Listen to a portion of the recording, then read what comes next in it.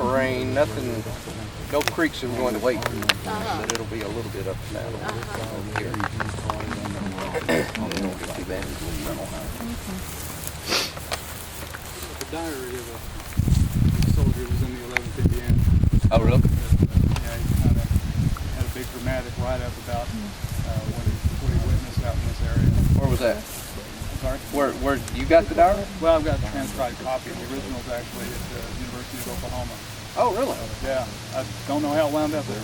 I would like to get a copy of that. I can do that. I think it might be in storage that I can. It's in the sport. It's in the special collections there. I mean, yours is. It's at the Western Heritage Collection, Western Heritage Center. It's called the Sherry. It's in what's called the Sherry Crest Collection. I'll email it to you. Yeah, I would like to. It's a pretty good account. Of course, what a lot of this is, these Indiana regiments, this is second day stuff, positions. Lew Wallace's division will move into this area and form the line of battle, flanking the Confederate line of battle on the second day there. So don't pay attention to that. For our purposes, this position established here is dealing with McDowell's brigade. As they fall back from the Owl Creek area, they will fall back into Crescent Field here. And if you look, see which way the tablet's facing?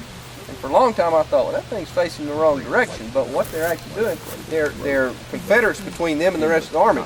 So they're turning and they're fighting their way out, basically, fighting their way north. So where are we? Vanna? There you go. We are in Crescent Field, right here, over on the extreme western edge of the park. We've started here, so y'all can see how far we started, where did we start? Here. We came up here, we did all our Shiloh stuff here, and we're now up into Crescent Field. What we're going to do is go to the other end of Crescent Field and dive off into the place where Cleburne makes this attack, head up toward Jones Field, and then cross Tillman eventually. So we got a little ways to go. Put this into broader perspective though as to what's going on in the battle at this point. Again, Cleburne and the rest of the Confederates have broken Sherman and McClernand's line at the crossroads there. So they're falling back. They fall all the way back to Jones Field, which we'll see in just a second. And that's where they reform and they launch this famous counterattack. And the counterattack's getting a lot of attention these days. About noon, Sherman and McClernand both will counterattack and drive all of these Confederates back. And then the Confederates will bring up their final reserves. That's Treboux's brigade, the Kentucky Orphan Brigade, and all that. They will slam into the right flank of this counterattacking line. Basically, what happens? Let me just illustrate it the best I can. Sherman and McClernand are connected to W.H.L. Wallace at the Hornet's Nest. Everybody knows where the Hornet's Nest is over there for reference. When that line is basically holding at the crossroads, all these Confederate brigades, including Cleburne, will hit them and drive them back. And what happens is their line basically swings back like a gate. The extreme left of McClernand's division, Harris Brigade, doesn't fall back much at all. In fact, they still remain connected to W.H.L. Wallace. So they swing back. All these units over here go way back, a mile or so. These on the left don't. When they counterattack, the gate kind of swings back around. And then they drive the Confederates back. When the Confederates then counterattack with Treboux's brigade and so on, then they drive that flank back again. So the whole thing is swinging like on a gate. Harris Brigade. We think of Joshua Lawrence Chamberlain and swing like a gate and bayonets and all that, but we got a swinging gate here at Shiloh too. We got a fish hook too. What happens is the Confederates, Treboux's brigade is fresh, of course. It's going to slam in and it's going to drive that Union right all the way back and basically bend it back like that. It's going to bend it almost back. That's where we get a fish hook. So the Union line is going to come from the Hornet's Nest toward the crossroads through McClernand's area and then bend sharply back, a shank going almost due north to Jones Field. That's the area that this Union or this Confederate left flank is going to sweep around, and you've got Pond on the extreme left, then Cleburne's 3 regiments, and by this time the 23rd Tennessee part of it has shown back up, so it's with them. Then you've got portions of Russell's brigade, then you've got Treboux's brigade, then portions of Anderson. So there's a whole Confederate line pushing back this shank of the Union line that had counterattacked and is now falling back. So that's the larger context of what's going on, and we'll go see exactly where Cleburne was in the midst of all that. Does all that make sense? Does everybody understand? I want you to kind of understand the larger process of what's going on. So let's, this will be real easy going through the field here. Yes, sir. McDowell's brigade, did Sherman lose contact with him? Because Yes. were they actually fighting down at the road, McDowell? Yes, they do. Their campsites are just across Highway 22 there. What they will do, there won't be a whole lot of fighting because that's Pond's brigade confronting them, and there's just kind of long range fighting there a little bit. Not much at all. When the Confederates make this 10 o'clock or 11 o'clock assault on the crossroads, they drive in between McDowell and Sherman and Buckland's brigade, because Buckland's brigade just disintegrates. So there are Confederates in between, and that's why McDowell kind of has to move out here and fight his way out, because he sees Confederates. And in fact, there's a great, I believe it's in, I forget whose report, Sullivan's report or somewhere, gets attached to McDowell, and as they're moving northward, he says they're watching Confederates on their right flank move northward with them. You know, as they're going, they're outpacing each other. So they got to find a way to get around the Confederates, and they don't join back with Sherman and make contact until they get to Jones Field. Right, okay. That's why that tablet's turned that That's way. why that tablet's turned facing north, which, you know, you would think it would be facing that way because that's where the Confederates are coming from, but they're trying to fight their way out. Goes back to confusing where crazy it was on this side of the battle. Oh yeah, yeah. And imagine us confused. They you know they were confused. People aren't shooting at us. Yeah, exactly. And to make it even more confusing, sorry to say confusinger, but even more confusing, Pond's brigade that's attacking them, portions of that brigade, the 18th Louisiana and I believe the Confederate Guards or the Orleans Guard, I believe, are dressed in blue uniform. And these are the ones that had gotten the uniforms out of the arsenal at Baton Rouge, and they were dressed in blue. And by the second day, they figure out, I'd rather, you know, Go naked. well, what they do, they turn them outside in. They turn them inside out. Inside out, and it's white on the inside. Oh. And so, I mean, you talk about a sitting target, some guy in a white coat out there, you know, but I'd rather do that than be shot by my own guy. So, anyway, all right, let's walk around the hump here and we'll head into the woods. How far west is that? As far as they can get on the high ground, that's the valley of Owl Creek right there. Yeah. So they'll present Morgan. I don't want to mention Morgan too much because Mono want us to follow along with him, but some of his men have shot on the blue coating on the Confederates. Wharton? Yeah. Was it Wharton that moved through there too? Yeah. Texas? Morton will be a little farther to the right over here. He'll make an attack through Tillman Branch. We'll see where he is in There's just a some minute. Texas cavalry came through there. Yeah, well, there's more. There's Wharton, there's Morgan, there's Brewers, Alabama. The cavalry kind of goes to the flanks. So everybody, all the cavalry's kind of far connected in. to the flank. People shoot from the highway out there. These monuments. You can see a bullet hole here where somebody shot this thing. Which you know, I guess that's how they get their kicks. I don't know. At any rate.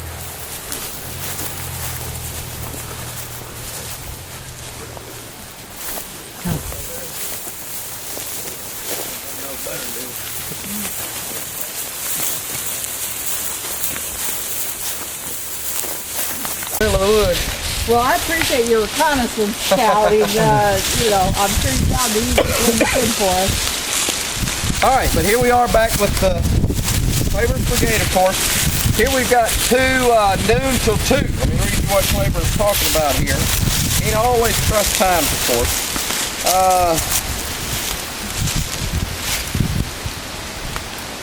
He's been over reorganizing all those places.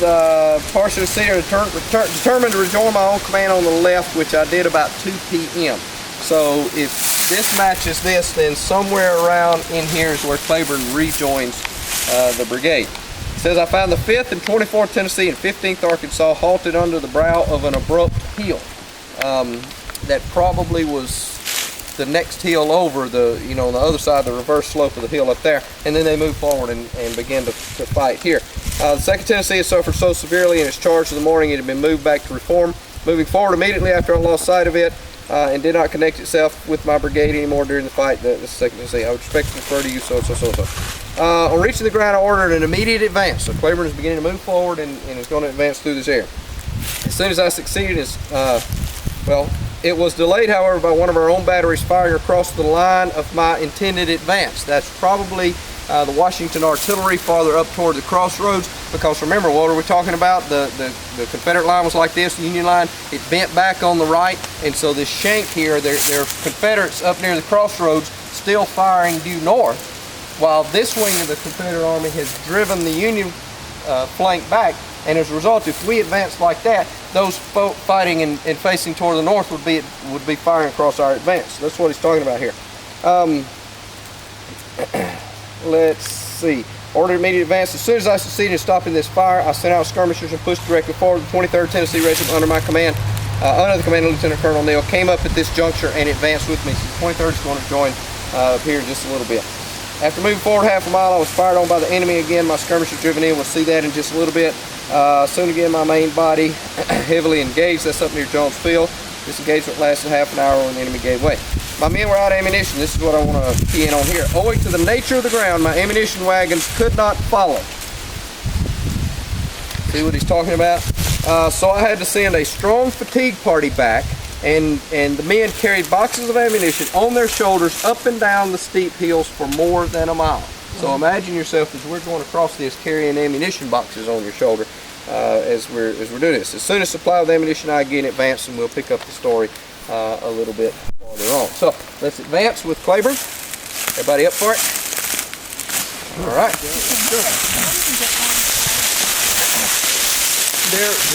I don't know, that's probably a Boy Scout trail. They've redone the Boy Scout trail here. Imagine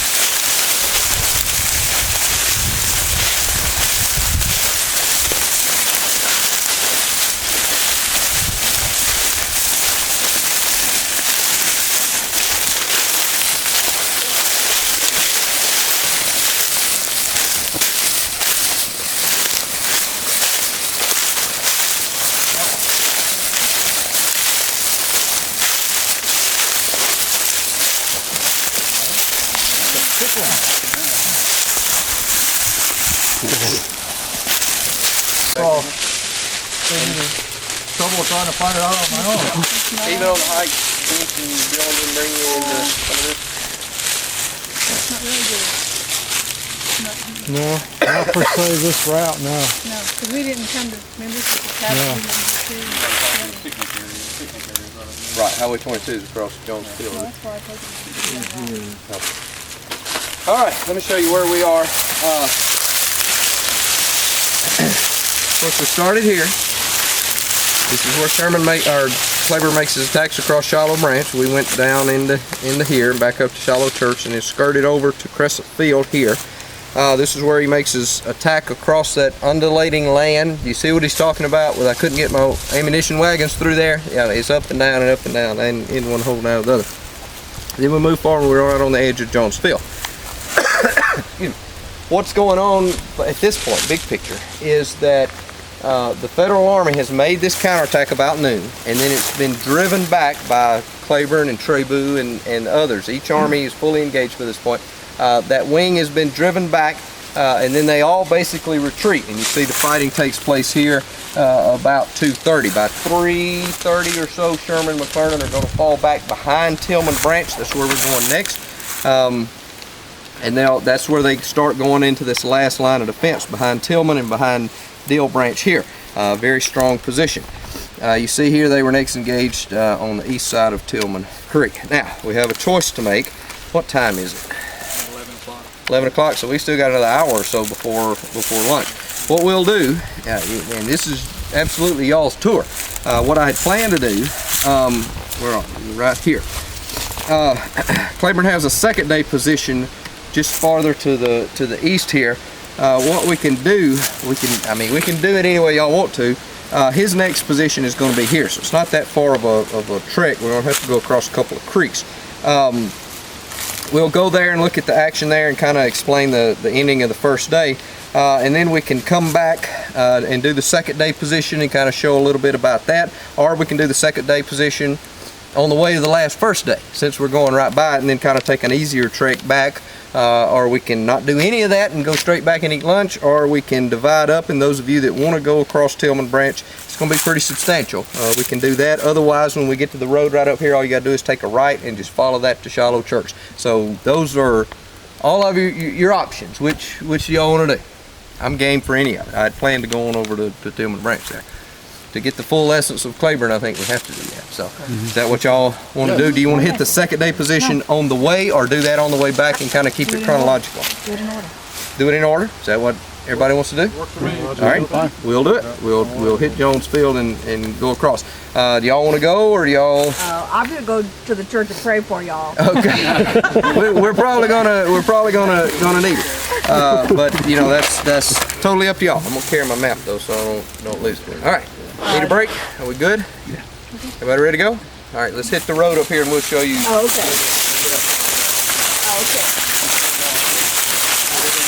And the rest of the Confederate Army's driven the Union Army back into here. This is Jones Field, from which that earlier counterattack went forward, and then it was driven back into here, and then they retreat. So that's that. If you don't want to go, just take this road, just go straight, keep going straight till you hit Shiloh Church, and you'll recognize that. So, Thank you. yeah. We're going to have a split lunch back at the church. So Okay. Yeah, we'll be there in an hour or... We weren't as lost as we thought we were. got there by a different means. Got there by a different means. Yeah, we came across basically on the road, and that just, it's a good illustration of how turned around you can get. And I've done that with military groups. Back in Jones Field, I've always taken them through Jones Field. And then right where I lost my map in those woods in there, I'd always take them through there and hit the trail and go up, because that led by a barrel trench, and that was the easiest barrel trench for us to get to. And a couple of times we did that. We would go in, if this is the road, we would go in the road and supposed to hit the trail down here, but by golly, we'd make a circle and come right back out on the road, and you're like, mercy, how did we do that? And they'd get a kick out of it too. But you can always use that as a teaching moment to illustrate, you know, how, and they know it too, you know. At any rate, we are across Tillman here. We crossed right here, Calvary Field. This tablet right here, 65. That's Wharton right here. We're going to go down the north bank of Tillman here and see Cleburne's tablet, and then we're still going to get to cross Tillman. We'll cross it back and go back to his second position here, and maybe we won't get lost that time. To put it into a larger context, though, and kind of what's going on here, and this just is one of those things of Shiloh that fascinates me, that it took me a long time to figure out. By later in the day, of course, Sherman and McClernand falling back here.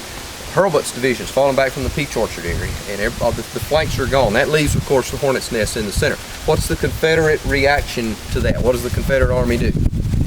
It swings around. The wings swing around. Well, this wing over here consists of, starting on the extreme left, you've got Morgan and some of those guys out there, cavalry, but in terms of infantry brigades, large bodies of troops, you have Preston Pond's brigade. Then, of course, you have Wharton kind of squeezed in here. Then you have Cleburne, and then you start with Russell and Trabue and Anderson and that bunch on down the line, just like we saw back there attacking Sherman's flank at Crescent Field. So as they're swinging in, the intention is to swing in just like the other wing is and connect in the rear and surround them, and that's actually what's going to happen. But the far left doesn't ever make it because they peel off because they encounter other Federals up here. So it's only you got Pond, Wharton, of course, and then Cleburne, and then you start picking up with Russell and Trabue and Anderson and that bunch, and it's only Russell's the farthest one out, and Trabue that actually makes the swing, because Pond is picked up by McClernand's next line, and in his report he talks about, you know, the 5th line, the 6th line, and all that. That's there's the initial line here that that confronts Wharton. What you got are basically troops on the move. The 13th Iowa, some of these are moving across to go into that last line, and they just kind of catch them as they come forward. So it's an accidental meeting almost. McClernand forms a more stable line, though, farther to the north. That's Beach's brigade and some of those others along this big, huge hollow. There's a huge ravine out in there that flows into Tillman that Preston Pond uses to cover, and that's where the 18th Louisiana and Orleans Guard and all them funnel up that ravine, and then they pop up over the top and just get absolutely blasted away. So Pond is picked up by that. As Cleburne, of course, Wharton is picked up here. As Cleburne comes across too, they have to peel off from this sweeping movement, and they never make it around to help capture the Confederates because they also run into Federals that are trying to get away. They're trying to retreat back there, but they turn and stand. That's the 13th hour, and we'll see that as we go up. So that's kind of the larger context. The whole wing doesn't fold around. D.W. Reed talks about, you know, the tips of the Confederate Army connect and we surrender to each wing of the Confederate Army. Well, the whole wing doesn't actually get there. What he's talking about is the Crescent Regiment 38th Tennessee, which was part of Pond's Brigade, but they haven't been operating with Pond's Brigade. So the wing, at least 2 brigades and a cavalry regiment, get kind of swept away and go into action elsewhere and don't take part in this sweep around. So let's go see exactly where that was.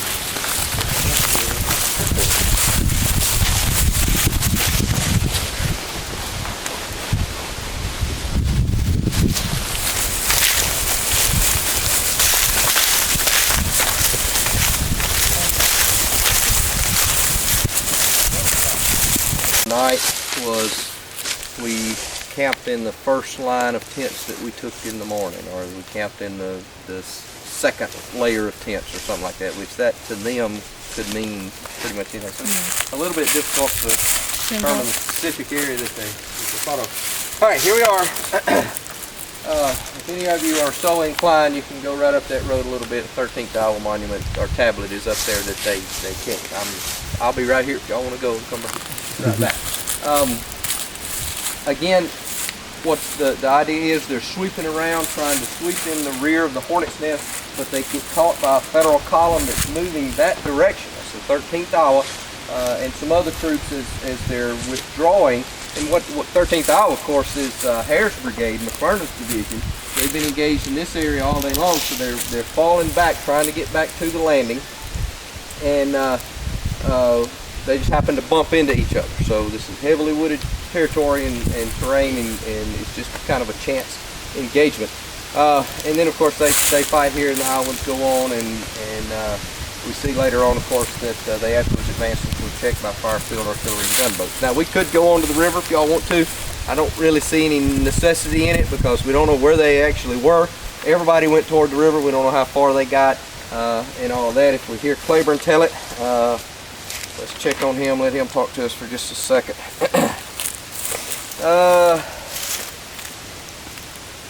Wagons could not follow, so they had to carry ammunition on their backs for more than a mile.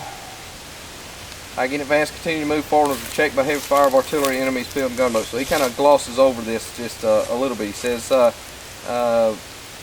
up and down the steep hills for more than a mile is what he talks about. And then he talks about the night, of course, and the gunboats, and history records a few instances of more reckless inhumanity than this, throwing the shells into the battlefield every night. So that pretty much concludes Cleburne's first day. Now, he does fall back farther, probably to around Shiloh Church, Prentice's division, Sherman's division, that area. He falls back because he has to come back the next day into the front. And he picks up that on Monday soon after daylight. I received notice that the enemy was pushing forward, driving their cavalry pickets. Now became plain Buell had arrived. I received orders from General Hardee to advance, reform my brigade, and fired off my wet guns. The brigade was sadly reduced. From 2,700, I now numbered only 800. So he's taken some pretty heavy casualties. Not all of those are casualties. Of course, a lot of them have just run off. 2 regiments, 2nd Tennessee and 6th Mississippi, were absent altogether. Hundreds of my best men were dead or in the hospitals, and I blush to add hundreds of others had run off early in the fight of the day before. Some through cowardice and some loaded with plunder from the Yankee encampments. Then he says, with Gallup few still with me, I advanced about a mile to a place where I found the line of battle, and that's where we'll pick up the second day next. All right, any questions on Cleburne's first day? McClernand writes in his report that this attack is the final attempt to turn his flank so they can get to the land. And then I've just recently read about how there is we call it a debris of men that come through his line and turn him and take him back. McClernand's? McClernand's, yeah. Now, which troops were those? Or did you just tell us it was the 13th Iowa? Because I wasn't sure who was retreating to the point around here that they interfered with McClernand. Well, all right, a lot of the whole army pretty much does. What you've got, and again, we get into geography, and I need to give you all my geographic spiel sometime. Yep, and on our, I'll tell you what, we'll do that here. The terrain shapes the parameters of where what's going on the battlefield. For instance, Shiloh branch and Locust Grove branch, that's the initial, that stops the Confederate advance till about 10 o'clock in the morning and eats up 5 hours of daylight. We think the Confederates just rolled right over the Federals, but it didn't. It takes the whole army to overcome 2 divisions. And that's maybe when the Confederates have kind of spent their force a little bit, you know, and these fresh Union divisions moving forward. At any rate, they move forward Grant's last line behind Tillman branch. You see our Deal branch here, Tillman here, basically forming the parameters of a 3rd line of defense. And these we saw these gullies, and we're fixing to go back through it now. And you can imagine how good a defensive areas they are to make the enemy come through those and to fire through those. The only real level ground between the headwaters of Tillman, which is here, flowing this direction, and Deal here flowing this direction, is right in the center here. And that's the level ground that the Confederates could go through, but that's heavily covered, of course, with artillery, siege artillery, and Grant's last line here. It's no coincidence, Mona was talking about this earlier, that roads travel ridges. And if you look where the river road goes through between these 2 creeks, where the Corinth road goes between, they go through this narrow little opening between the headwaters here and here, and as a result they all funnel right through this level ground. When the Federal Army is retreating, they know this. Had you rather retreat over level ground, or had you rather retreat across what we just retreated through and get caught up and get you know, turned around and all that? So the whole army is trying to funnel through this area. And what McClernand is talking about, his left gets caught up into all, as Hurlbut's troops are coming back, they break up right in this area and just move through his line there. Sherman's people, McClernand's people, the Hornet's Nest, what's left of the Hornet's Nest, the 58th Illinois, well, it surrenders 7th Illinois. 2nd Iowa, 7th Iowa, these units that don't get captured, they are falling back in pretty much confusion, and they're hitting McClernand's line, and that's going to cause a lot of problem. McClernand's line will go as far down as the crossing of these 2 roads here. So that's what he's talking about when his line is, they're all coming through his line now. That makes sense? Well, some of the diaries of the guys, as they're racing in that direction, they talk about what a chaos it was. Right, yeah. One guy talks about he sees the artillery group passing him.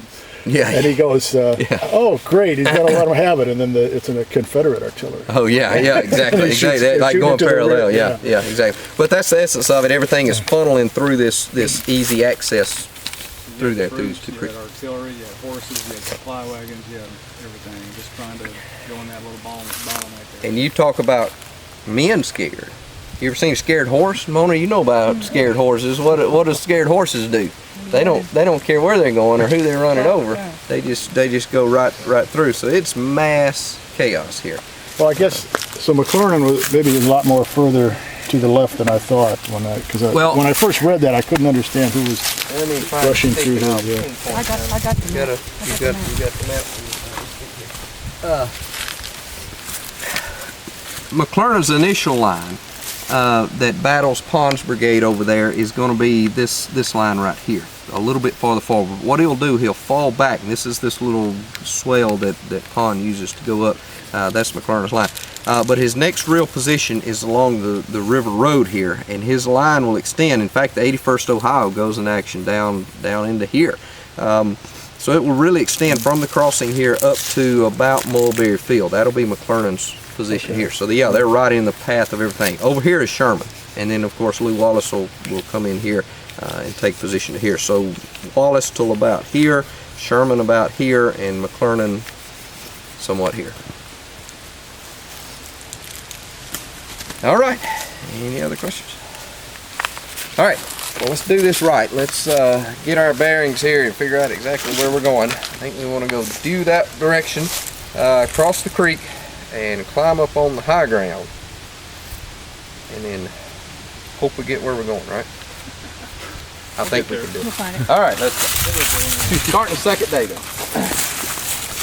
And of course, on the river, we're checked by their gunboats. So whether he actually goes to the river or not, he doesn't say, and nobody really knows. But he goes to the general vicinity. The Confederates are marshaling forces behind Chalmers and Jackson as they move across. They are gathering a large. Breckinridge's entire corps is lined up out there, and there's additional artillery other than just Gage's battery as well, but they never go into action either. All right, this is the last tablet. This is the only second day tablet for Cleburne, and he talks about my brigade was sadly reduced, now numbered about 800. I found the line of battle. I was halted, and I was informed of part of General Breckinridge's command. I formed on the left of this line, halted, and ordered my men to lie down. I could plainly see the enemy's line in my front, and that it stretched beyond my left as far as the eye could see. I'm talking about into Jones Field, which you see the opening of Jones Field is right through there. We crossed just a little bit farther down this little creek earlier. About half a mile to my left in a neck of woods, I could see troops moving from the direction of the enemy and passing far in rear of my line. Soon a heavy fight commenced in this direction. That's Shaver and Wood's brigade as they're moving forward. Hardy's corps is pretty much intact. Cleburne is here. Shaver comes up and Wood comes up on the left of Cleburne. So Hardy's corps is pretty much intact, although Hardy is not here. Hardy's on the extreme right over there, which never really figured that out. At this time, a battery of 6 guns came up in my rear and offered its assistance. I think it was the Washington battery. There's a little bit of confusion over the Washington artillery as well. This was not the Washington artillery, the famous guns from New Orleans, you know, that went into, most of them went to Virginia and one company came here. That battery was in action over at Daniel Davis Wheatfield. We'll talk about them later on with Hazen's troops. Nelson's division. This is the Washington artillery. This is Girardi's Georgia battery. It was also known as the Washington artillery, so there's some confusion in terms of the Washington battery. About half a mile to my left, well, I've already said that. An officer now bore me, well, let's go back to the artillery. The battery immediately opened up on the flanks and soon cleared him out of the woods. An officer now bore me an order from General Breckinridge to move forward and attack the force in our front. That's the Nelson Williams that we talked about, Pugh's brigade, a little bit farther to the front there. I sent back word that I was completely without support and outflanked, and I would be destroyed if advanced. I received the answer that the orders from General Bragg that it was positive and I must immediately advance. I did so, but had not gotten far before a battery on the left of General Breckinridge's line commenced firing across my front. That's probably Burns' battery attacked Cleburne's brigade up at Duncan Field. The enemy soon replied with rifled guns. This is the duel that I was talking about. The duel was carried on diagonal across the line of my proposed advance. I moved my line forward into a valley that separated me from the enemy. So you can imagine him moving down into the valley here. So as to permit the Washington battery to take part in the fight by firing over my line. The enemy brought up another battery, and for half an hour an artillery fight was carried on over my line, the fiercest I saw during the day. The whole line of infantry on my right halted and were merely spectators of the fight. Later on, the battery ceased firing. The whole line of infantry charged the enemy.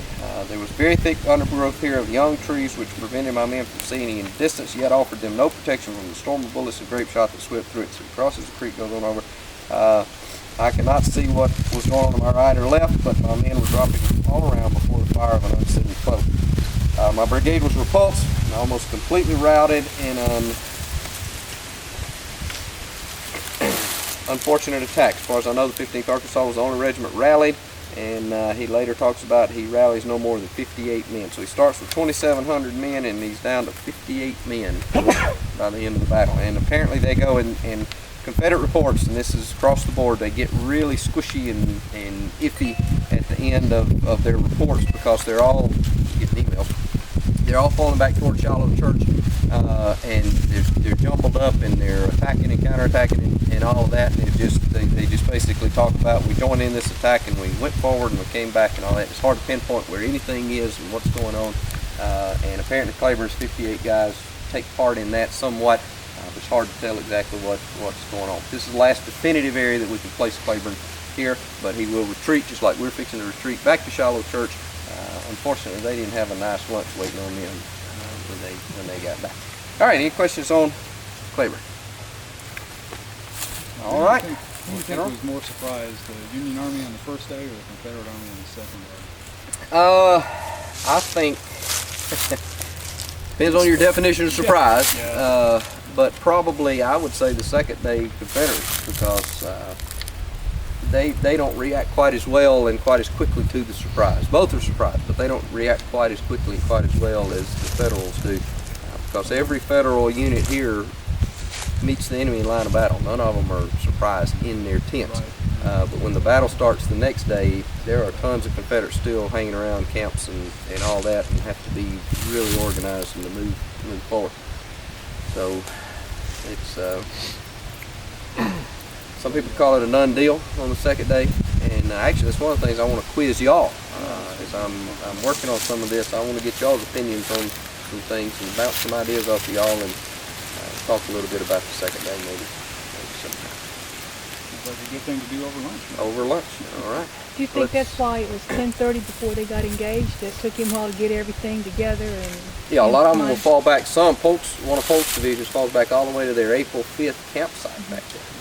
And so as they're falling back to Sherman and Prentice's camps to get out of range of the gunboats that they're throwing shells, of course, it takes them a while. In my argument, I'll go ahead and tell you on part of it on the second day, again, dealing with this terrain, the Federals stopped the Confederate advance for 5 hours on the morning of April 6th at Shiloh and Locust Grove Range. They used that definitive ground and terrain. Had the Confederates resisted and contested Tillman Branch and Dill Branch, the second set of creeks up there, the way Sherman and Prentice contested Shiloh and Locust Grove, if they had done that on the morning of the second day, I'm wondering how quickly Buell and Lew Wallace would have gotten across Dill and Tillman, because we know that you can't go across these things without losing formation, and you can't go across them quickly. And if you contest that, then that's going to add a whole other degree of difficulty in what might have happened, but what happens is the Confederate Army's not prepared. So the key in my mind, and this is kind of some of what we'll talk about at lunch maybe, that I've always thought the second day was basically a done deal, just heavy fighting and that's it. But I'm about to, well, let's wait for lunch. We need to go. I don't want to keep it too long. We can talk about all this. All right, we'll go this way.